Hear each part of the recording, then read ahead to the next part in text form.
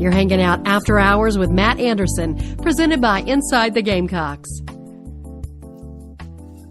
Well, welcome in, everybody. Happy to have you here. Today is Tuesday, May 21st. SEC baseball tournament kicked off today. Gamecocks got a big dub. That was exciting. So, again, thank you so much for being here with me tonight. I have a very, very special guest, the man behind the microphone, behind the video edits, behind everything. He makes every show on this network run. And Phil Molinax, I'm so happy to have you here. I know it's been a long day, but you're a real trooper. Yes, that's right. Pull a double duty tonight. That's all right. That's all right. We were up early with JC and Morgan. If you missed it, they had Vern Lundquist on today. Love him or hate him, Vern's a legend. I know everybody. Vern's one of those guys, that it feels like everybody's got a strong opinion about. You either love him or you just can't stand him for whatever reason. But no, they had Vern on for it was about an hour today. Wow. Towards the end of JC and Morgan. Yeah, but no, they had a great conversation. Check it out. It's on all the podcasts are available right now. YouTube, of course, or just go into the Chief app, hit JC and Morgan, and it'll pop right up for you right there with old Vern. It was fun. Well, it's funny because, with Vern, he probably does, a couple radio hits, throughout the college football season. But to get someone that's been around as many college football games and college athletics as Vern for an hour, I mean, it's something that I cannot wait to go back and listen to. That'll be something I do while I'm walking the dogs tomorrow, and it'll be awesome. So I'm excited for that. One of the reasons that Phil is on here tonight is I had some things pop up today, and I was actually not able to watch the Gamecocks beat Alabama earlier today. I mean, that means I'm probably not going to watch the game tomorrow because I'm really big into the voodoo and the juju of what it means. So very, very superstitious over here in Florence, South Carolina. But no, I'll probably will watch the game. But ultimately looking at it, South Carolina did win the game 10-5. In every situation like this where I'm not able to watch the game, I'm always plugged into John Whittle's inning by inning coverage on the Big Spur. I think that if you can't go to the game and you can't listen to it on the radio, like I was in the situation of today, you're not going to get a better picture painted for you of what's happening. It's actually, John does a great job with that. So I thought it would be disingenuous for me to talk about a game that I did not watch, but that's why I have Phil here. So Phil, what I'd like to do is I'm just going to take you through what my mindset was reading John's updates, because you have the first inning, Gamecocks are down 1-0. I was like, okay, yeah, well, beginning of the end.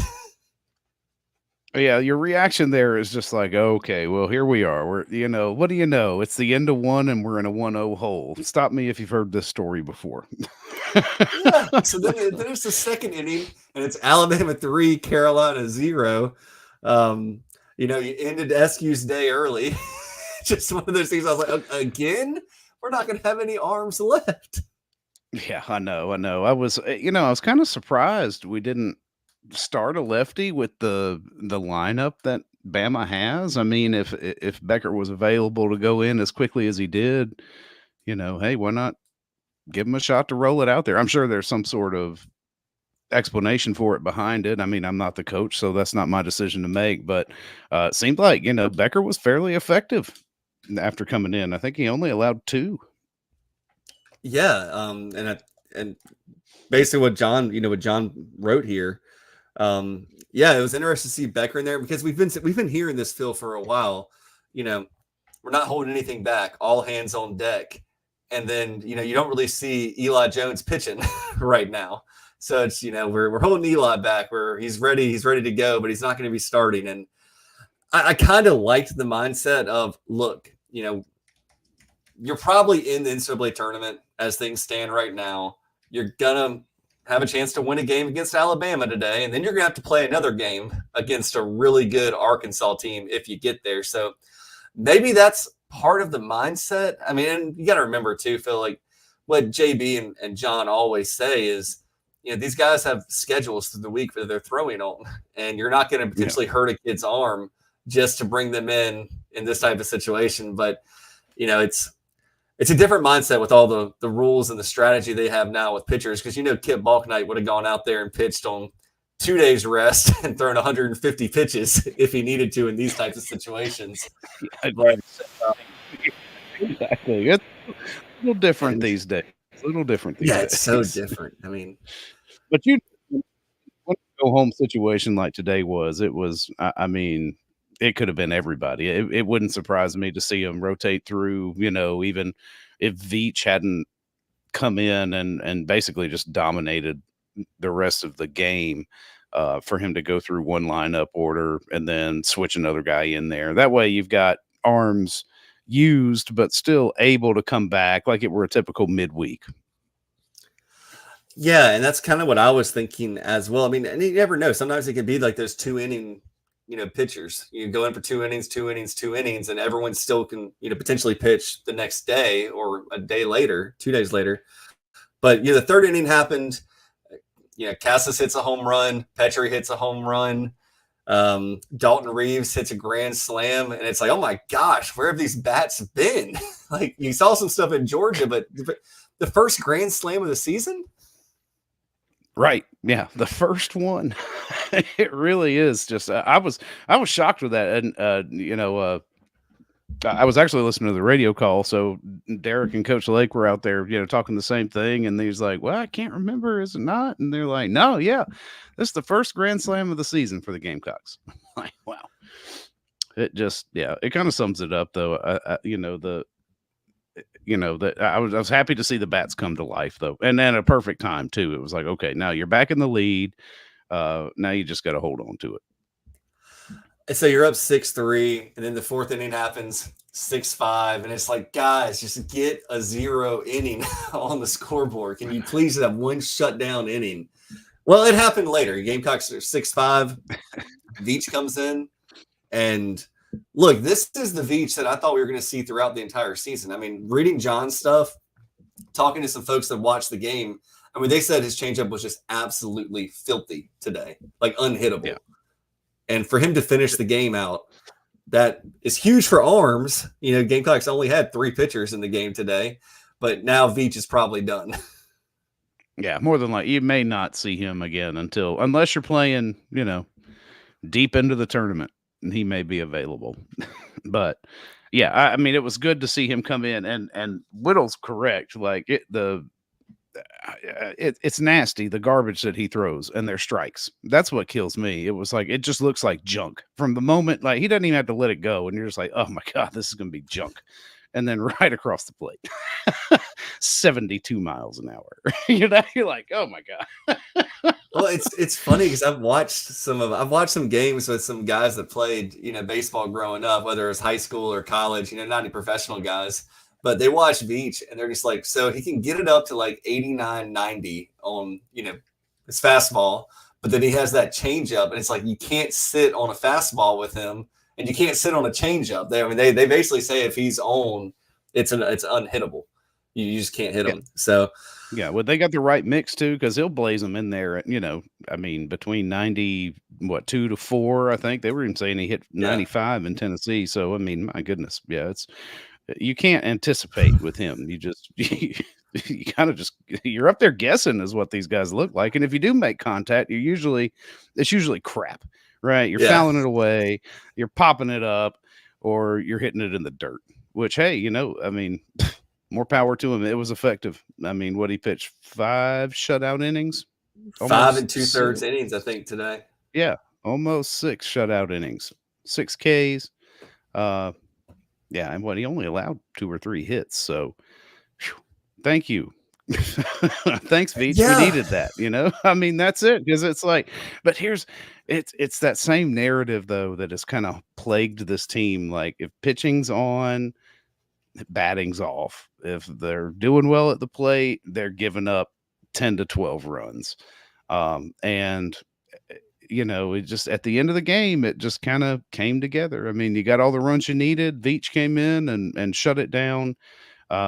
Tacked on a few more for good measure to double them up 10 to 5. And then you're rolling into Arkansas, which I don't know if you're going to end up seeing Arkansas's ace on Tuesday. I think strategically they may end up saving him and treating tomorrow like their midweek game, and you may end up getting one of the other guys. Not that that's not that there's really holes in that staff because the other guys are pretty damn good pitchers too. But you got a better chance than you do with why is his name escaping me? Mike said it like 4 times yesterday. Oh, I know his name too, but it's left me at the moment. But anyway, long story short, there, y'all know who it is. It's just crazy, Phil, because I don't think anybody, coaches, players, media members, fans, know what this Gamecock baseball team is right now. Because from just a raw talent standpoint, they have more talent than they've shown in the last 6 games, we'll call it, leading in the SEC tournament. And baseball is funky. It's just a funky sport where you get hot at the right time. And, I thought the Gamecocks were probably in the NCAA tournament before the win today. I think the win coupled with Florida's loss and beating Alabama, like South Carolina did today, because Vanderbilt beat Florida. Now, Gamecocks are in. They might be a 3 seed. I mean, they're not going to be a 4 seed. Maybe they're a 2 seed. Maybe they can go on a run here. And heck, if they can go on a run, Phil, and people think I'm crazy when I say this, if they go win the freaking SEC baseball tournament, they're probably back to hosting a regional, which would just be like the wildest roller coaster of a season. It would be perfect for this team to make a run. That was one thing that we brought up on the show today. It's been 20 years since Carolina has won this tournament. The 2004 team is the one that did it last.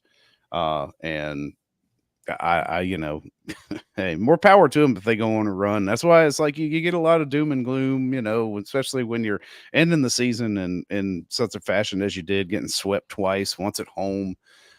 Even though you're playing some of the top teams, you should have been able to at least squeeze a couple wins out of there, just logically and out of the back 6.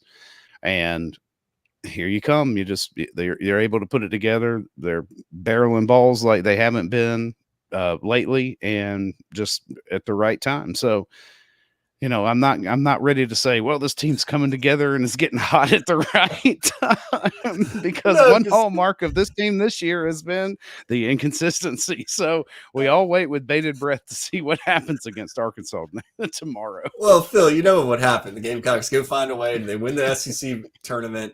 Then they're hosting a regional and they go 0-2 in their home regional. And then the pitchforks are out again. Right? I mean, it's really interesting. Baseball and Founders. It's very improbable at this point. But I think what you did do, because even though there was this gap at the end of the regular season for that 14th win, right, in the SEC, I have a feeling that the teams that get the 14th win for themselves in Hoover out of those 13 win teams are going to be the ones who end up making the tournament. So it will eliminate the SEC from getting that, fabled 11 teams in.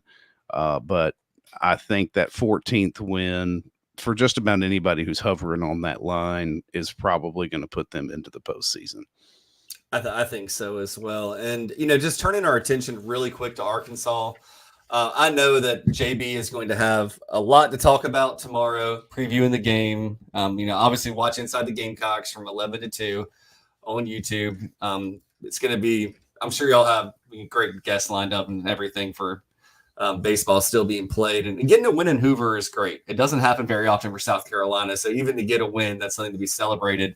Phil, I did go back and look at the Arkansas series that the Gamecocks played in Founders back in April.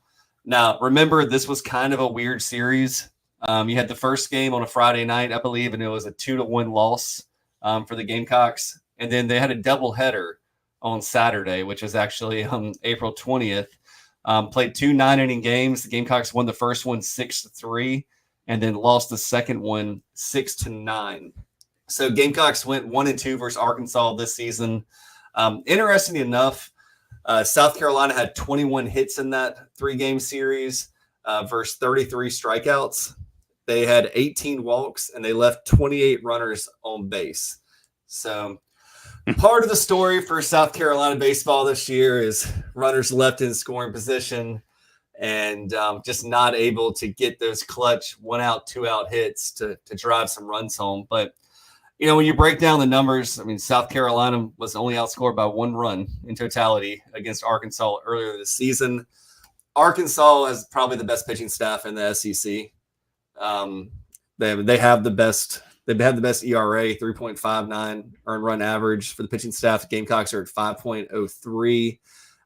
Arkansas is not a great hitting team, though. They don't score a ton of runs. They don't hit a lot of home runs. Interestingly enough, South Carolina has a 273 team batting average, and Arkansas is a 269. So, I can sit there and say that Arkansas is not a great hitting team, and South Carolina is right there with them. But one thing to know about Arkansas is they're excellent pitchers, and they have excellent defense. You are going to have to maybe put the ball over the fence to continue to manufacture runs against this type of pitching staff. We'll see who they throw tomorrow. If it'll be their ace or not. But South Carolina, we'll just see with them. I mean, right, Phil? We just don't know. No. Yeah. And like I said, Hagen Smith is who I was thinking of. I doubt you're going to see him, but still, I mean, I think does Arkansas still lead the league in ERA? I mean, 3.5. Yeah. So, I mean, it's going to be a tough out. What you're hoping is that, some of the success that they saw at the plate today is going to carry over for tomorrow. That success will, kind of manifests itself in confidence at the plate tomorrow, knowing you've got a tall task in front of you. However, you did win one in the regular season against Arkansas, and and that was, you were right. That's a weird series. That was the spring game weekend for football. Yeah. I mean, it was just there was a lot going on in Columbia that weekend, but you get a chance to even it up with them and go 2-2 on the year against Arkansas. The good thing is like you were playing for your life today in a, winner take all environment. And now you're guaranteed 2 more. So, even if you end up losing one, you're still in it. You got a shot. So you just give it your best effort tomorrow. Hopefully it stays like it is. I would imagine you're not going to see very much tweaking to the lineup. I mean, we didn't see it till late in the game anyway, when you're preserving the lead, and they brought Tippett in obviously for defensive purposes. But it worked. It worked today. So might as well try it again tomorrow. We'll see. We'll see Petrie batting leadoff, Messina in the 2-hole. It'll be something funky, maybe. I don't know. But I know. Yeah, crazy stat from Arkansas: 648 strikeouts on the season versus only 204 walks. That is a dominant pitching staff, only giving up 45 home runs on the season. Next closest in the league is actually LSU, who's only given up 53 home runs. And LSU put a whooping on Georgia today. Saw it was like 9-1. And LSU is fighting for their NCAA tournament opportunity as well. So what's Jay say? How about that second first base? What a crap show, SEC. Is that like the yellow bag that's there for the tournament? The green bag out there. Yeah. It's they got there's the regular white bag that's in the regular, first base position, and then they've got that. It's green for this one, a green auxiliary bag there outside the lines. For safety reasons. I don't know. They're trying it on a trial basis here for the SEC tournament.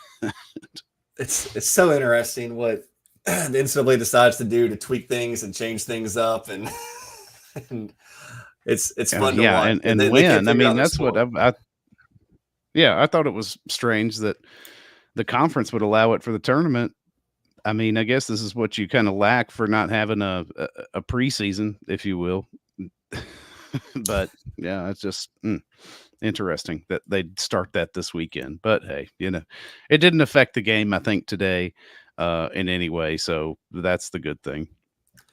Well, you can watch the Gamecocks take on Arkansas tomorrow at 2 p.m. on SEC Network. I will flip a coin, heads, watch it, tails, not, to see if I need to watch the game or not based on missing it today and the Gamecocks getting the win.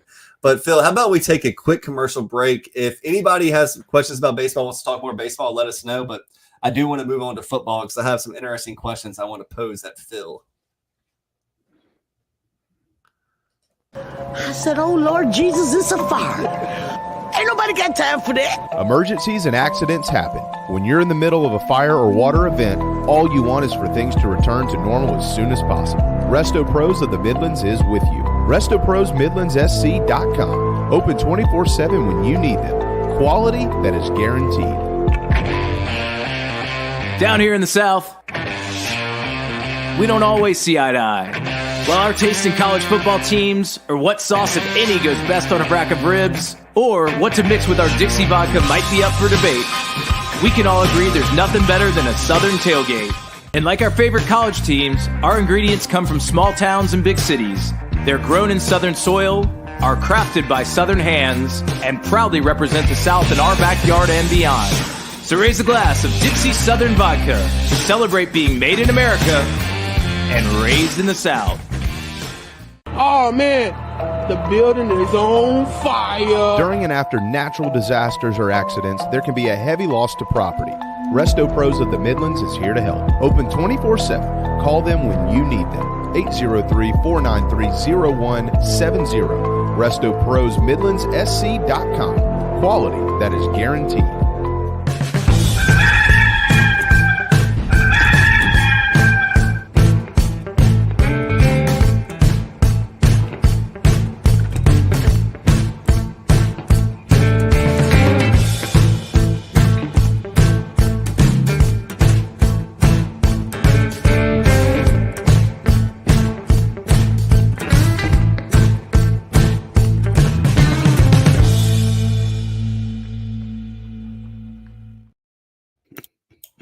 Well, welcome back to the show, everyone. We had a lot of baseball talk on the first segment today. Again, Gamecocks play tomorrow against Arkansas at 2 p.m. on SEC Network. Make sure you watch it, support the Gamecocks. Let's see if they can make a little run in the SEC baseball tournament. Moving on to football, Phil, I'm ready for some football. It's in my blood. It's in my DNA that, once baseball starts winding down, all my attention shifts to football, and I can't keep up with basketball right now. There are too many moving parts. I'll get to basketball probably in August, right when football's starting. I'll start doing my basketball research.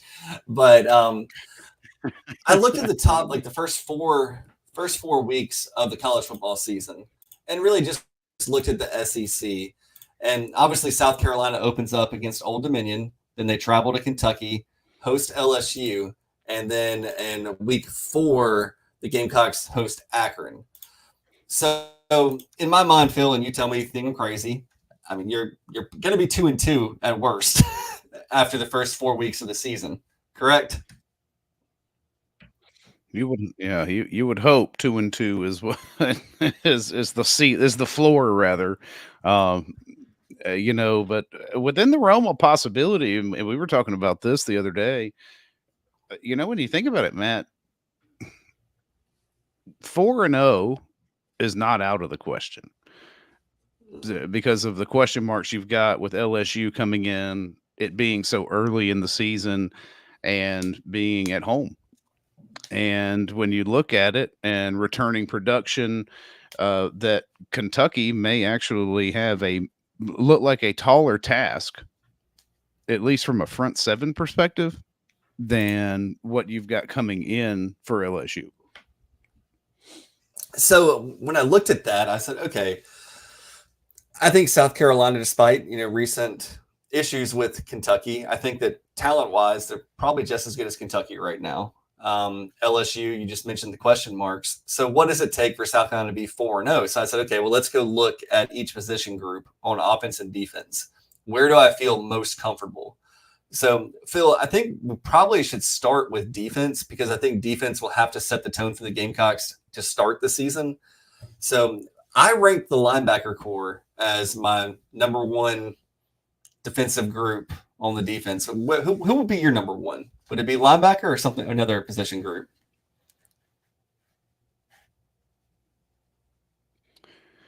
I think linebacker is at the top of my most improved heading into this season.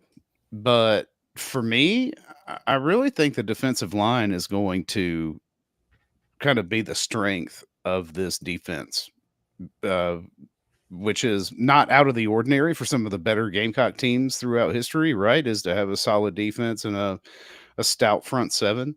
But I think with what you've got returning, plus some of the new blood that has come in and the not not immediately startable, but definitely in the two deep rookies or freshmen that you have coming in from the past recruiting class, namely one Dylan Stewart, who we know is going to more than likely see some playing time early.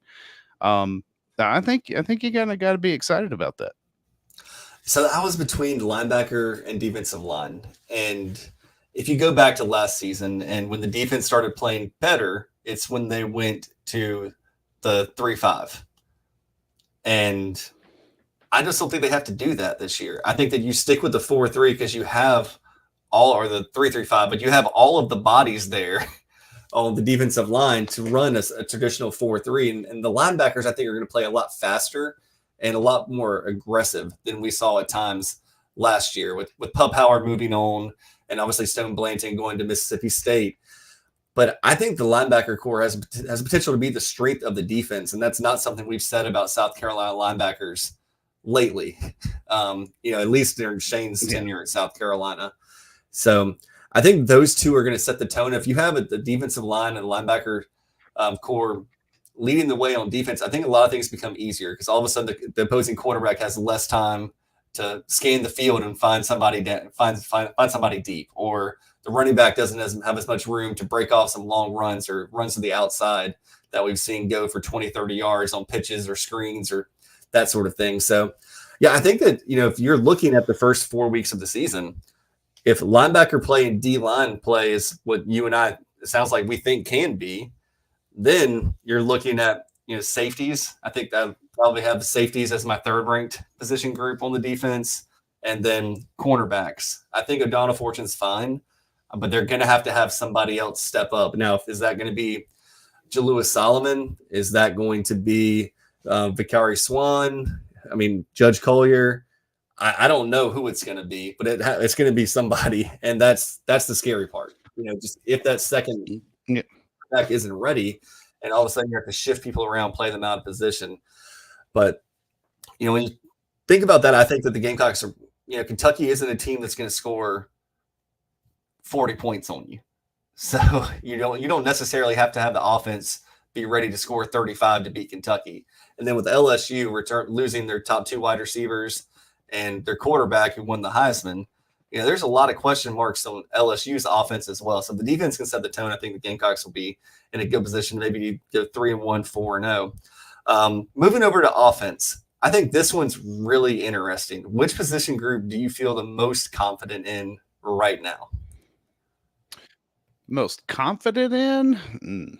I don't know. I think on paper, you're looking at probably the running backs are the most that I have the most confidence in and that I'm most intrigued. But all of that hinges on whether or not you can get a significant improvement in O-line play, which, barring injury, should be improved. So whether or not you get a fully healthy Rocket Sanders out there early, and all indications are pointing that the shoulder is getting better and he should be good to go. And then with what you have in, Attaway and Jawarn Howell, I think are both very intriguing prospects and both have some sort of production at the college level, albeit, at different schools and in different conferences. That is where I'm really expecting to see a lot of production. Like if you're looking at percentage of production over year as an increase, that would be where I would look to see the highest increase in production. Well, it's funny for me because I was between running back and tight end, and offensive line is clearly number 5 in my position. I like that. tight ends. Yeah, right. It's funny because that's what it all hinges on, right? Is that O line? And don't get me wrong, I think they'll be better. I mean, when you look at it, you had 5 guys out there at the end of the season that may, across the 5 of them, have totaled 65%. Is some of the stuff that I was reading that JC put out the other day, but those guys were playing hurt and injured, and just it was all we had. So if they can hold up and kind of gel, which I would imagine they should, barring injury, then I don't see where the offense can't be more productive on the ground, especially with Sean Elliott coming in and being the run game coordinator and being able to put together running schemes with programs that had less talent and were still able to maintain ball control, in worse situations with lesser talent. And I see Travis Ford here in chat row says, how is it that you think we have improved, but these other teams have not? They will be struggling, LOL.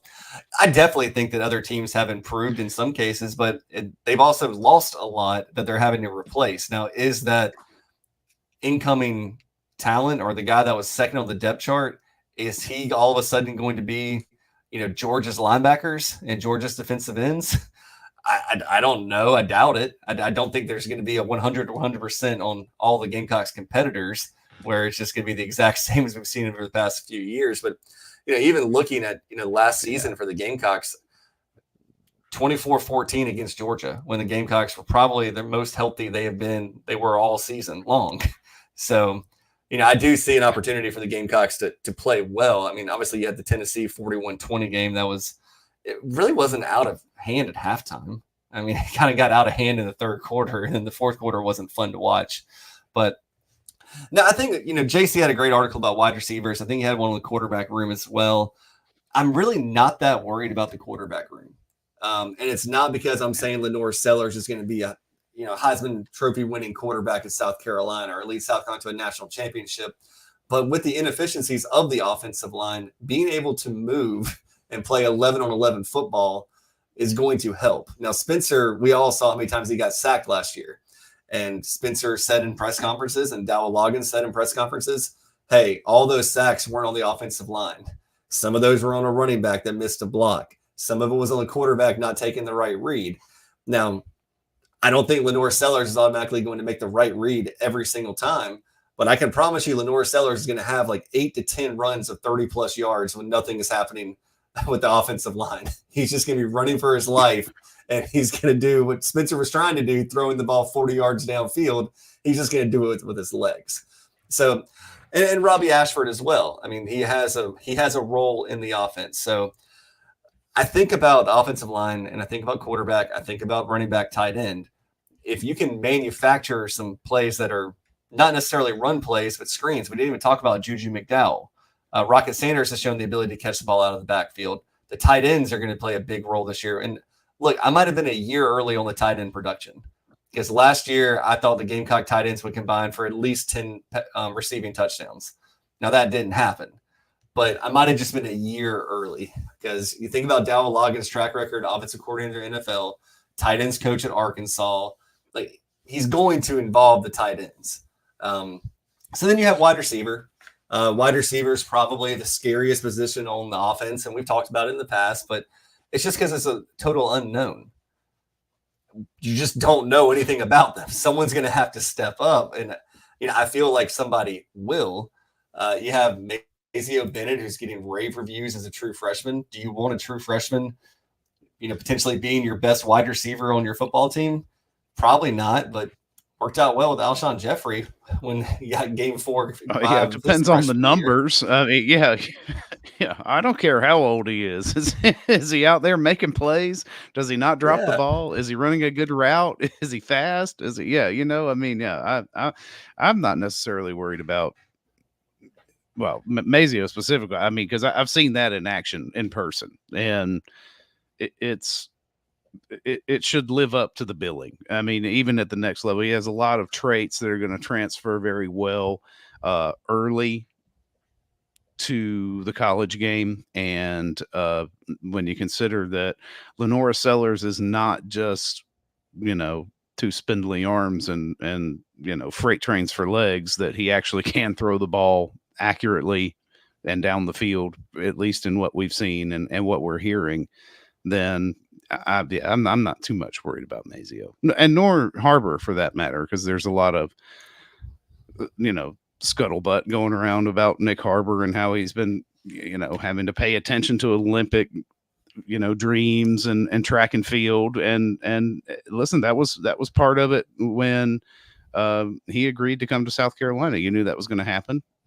Fortunately, I think, unfortunately, while it was happening last year, but fortunately now, he does have a lot of experience being number one receiver on the field, thrust into that position as a freshman. So, he doesn't have that pressure on him anymore to be one of the top guys out there as a pass catcher. And like you on the tight ends, I think, Josh Simon coming back is huge, and I expect him to be really productive.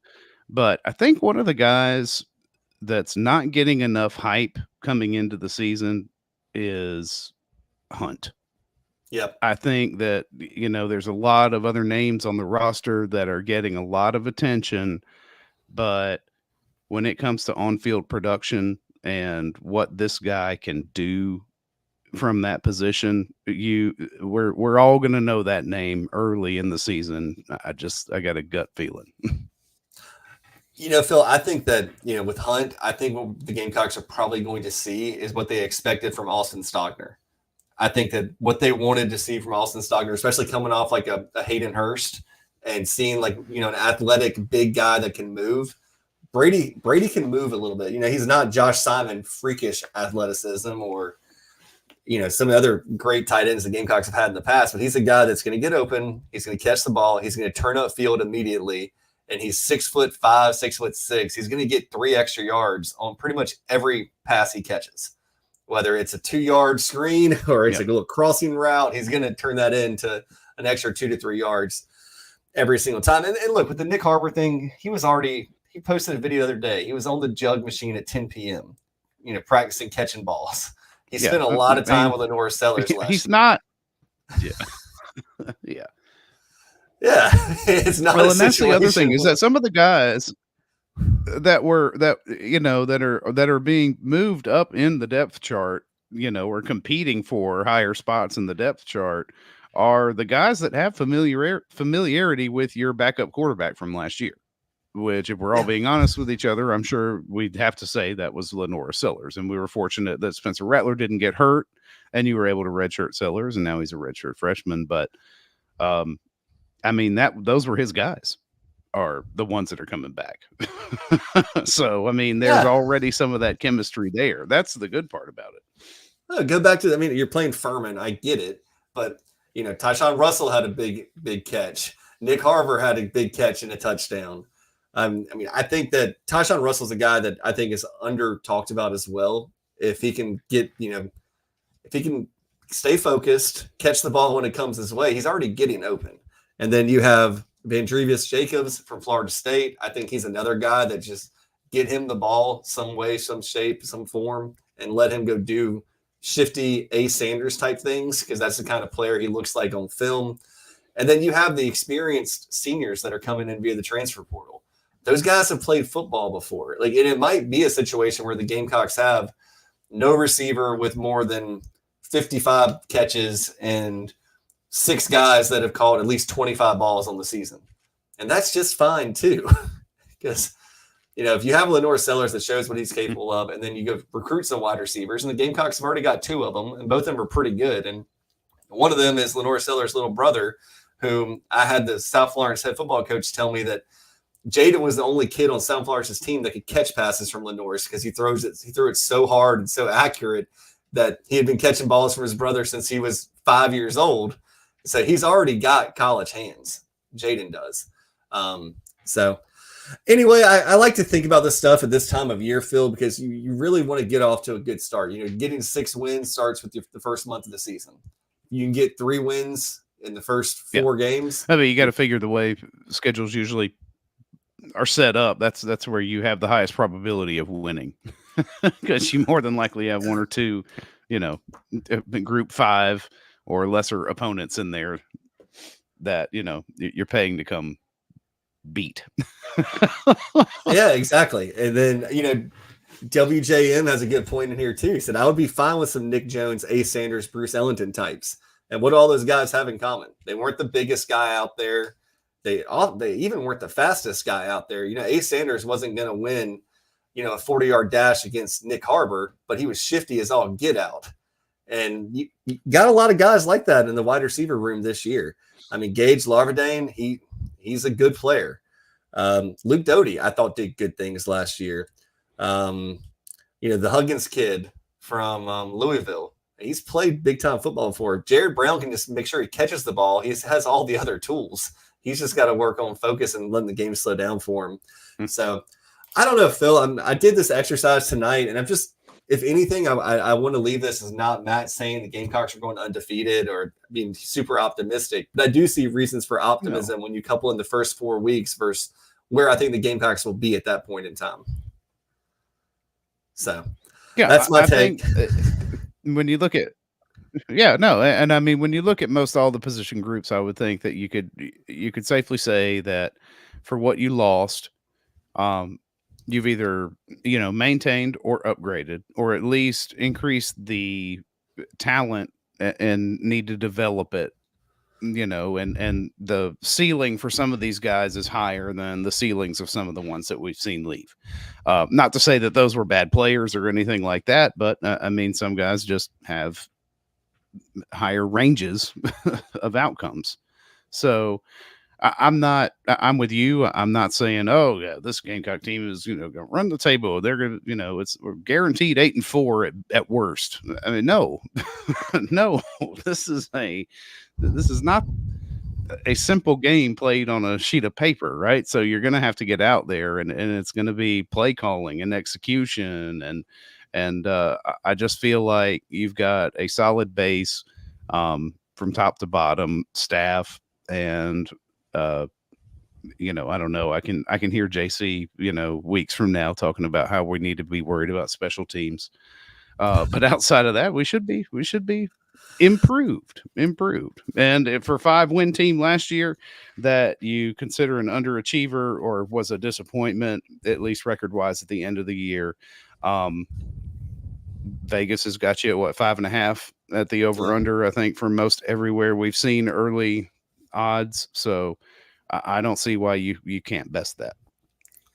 I agree. And look, we'll have plenty more time to as JB says, fuss and discuss about this. And we're going to hear a lot more out of the summer. There's going to be guys that emerge, and we're going to be talking about saying, look, be on the lookout for, heck, it could be Elijah Caldwell. Who knows in that wide receiver room? He had flashes last year before the pads came on. So, we'll be here. And if you're not on the Big Spur, get on the Big Spur. They're going to be dropping little nuggets of wisdom throughout the summer. And if you're somebody that just pays attention, you're going to sound really smart in the stands at Williams-Brice Stadium or in your den watching football when the season starts with all your Gamecock brothers and sisters. So let's just see what happens, Phil. I appreciate you coming on today. I know that we always want to talk a little bit about football, and obviously the Gamecocks are still playing baseball in Hoover. Got at least 2 more games in Hoover to see what they can start stringing together to get some momentum to go into the NCAA tournament. And who knows, maybe we'll see these Gamecocks in Omaha. Yes, listen, stranger things have happened and unlikelier teams have made runs. So I'm not, I'm not counting baseball out until, the final out. So that's just the game. It's just the way it is. It's baseball. It's baseball. Absolutely. Drive you insane, but my goodness, phew, what a ride. Well, it wouldn't be Gamecock sports if it wasn't driving you insane. So, well, that's true. That's why we're all here. That's why we all stick around for the insanity that Gamecock athletics brings our lives. Well, somebody needs to endow a school of cardiology at USC.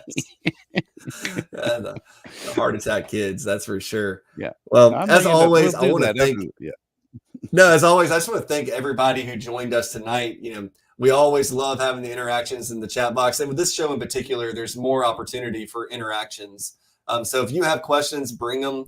I always keep one eye on the chat box. I appreciate all of you so much for listening, whether you're here live with us, watching on YouTube, you're going to listen to it later this week, or you're going to go get on the elliptical at the gym or something like that. And this is just your time to decompress and listen to Gamecock Sports. We enjoy having you on this ride with us. And, when you give us your time, it's the most valuable thing you have on this earth. So we thank you for that. And if there's anything we can ever do for you guys, just holler at us. If we can help, we will. We always got to look out for each other.